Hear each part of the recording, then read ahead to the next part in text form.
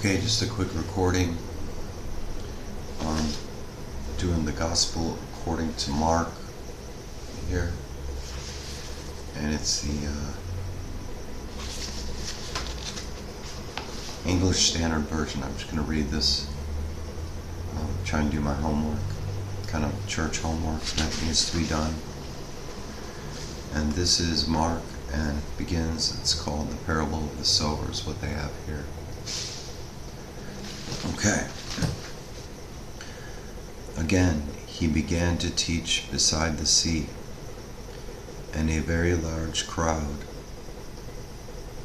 gathered about him, so that he got into a boat and sat in it on the sea. The whole crowd was beside the sea on the land, and he was teaching them many things in parables. And in his teaching he said to them, "Listen, behold, a sower went out to sow. And as he sowed, some seed fell along the path, and the birds came and devoured it. Other seed fell on the rocky ground, where it did not have much soil, and immediately it sprang up, since it had no depth of soil. And when the sun rose, it was scorched, and since it had no root, it withered away.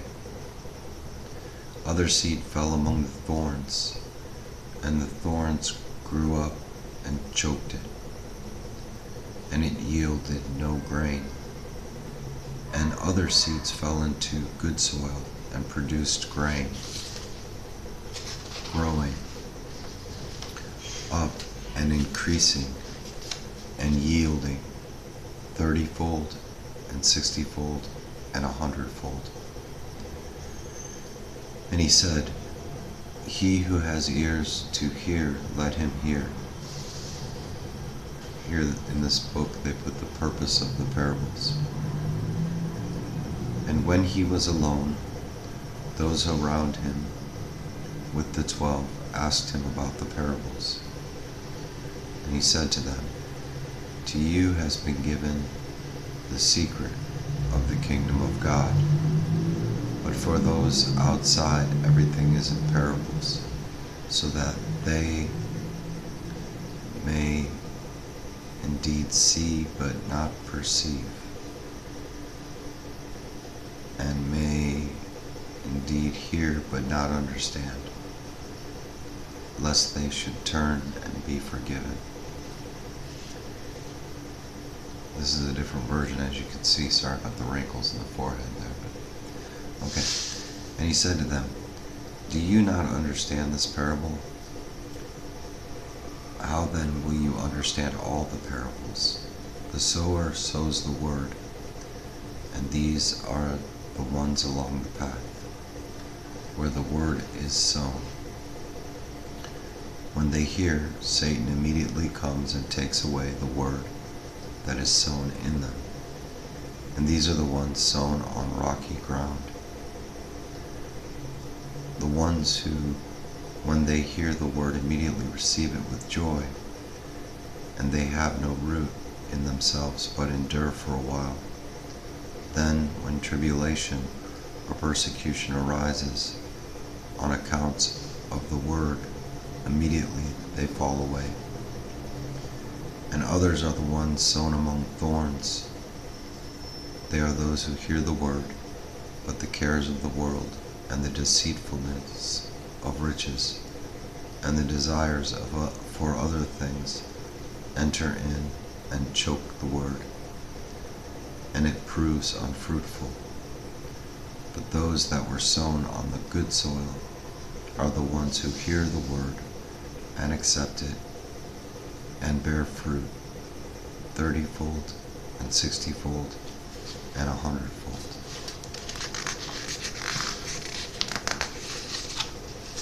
Okay, on to the next one. This is Mark. This chapter 4:21. And he said to them, "Is a lamp brought in to be put under a basket, or under a bed, and not on a stand. For nothing is hidden except to be made manifest, nor is anything secret except to come to light. If anyone has ears to hear, let him hear. And he said to them, I just want to say, Lord, forgive me if any of these words have been changed. We may not have the original text. I have the King James Version. I will try to read that the next time. And he said to them, pay attention to what you hear. With the measure you use, it will be measured to you, and still more will be added to you. For to the one who has, more will be given, and from the one who has not, even what he has will be taken away.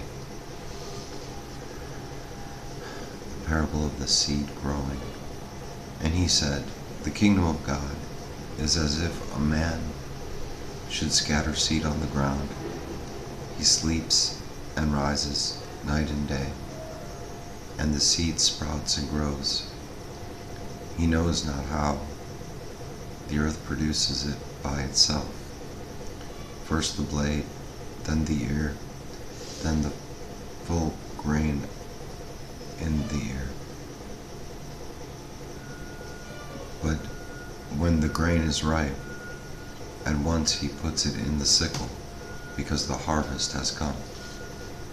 The parable of the mustard seed. And he said, with what can we compare the kingdom of God?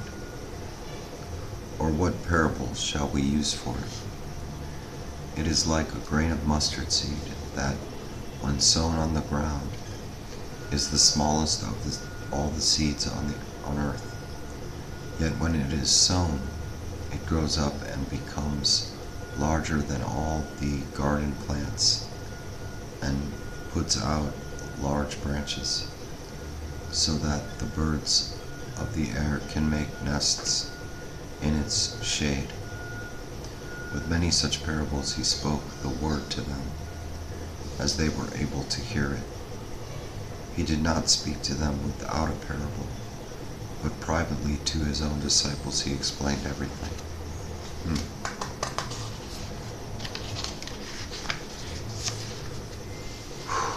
Okay. Jesus calms the storm. On that day, when evening had come, he said to them, let us go across to the other side. And leaving the crowd, they took him with them in the boat, just as he was. And other boats were with him. And a great windstorm arose, and the waves were breaking into the boat, so that the boat was already filling. But he was in the stern, asleep on the cushion. And they woke him and said to him, Teacher, do you not care that we are perishing? And he awoke and rebuked the wind, and said to the sea, Peace, be still. And the wind ceased, and there was a great calm. He said to them, Why are you so afraid? Have you still no faith? And they were filled with great fear, and said to one another, Who then is this, that even the wind and the sea obey him? And then it goes on in chapter 5, the beginning of this one is here it says, Jesus heals a man with a demon. So as I'm reading this, you can probably hear the pressure of other forces not wanting me to read this book. Although, come one, come all, Jesus isn't trying to push us away from him. He wants us to come to him. And so that was tonight's reading. Here I have this.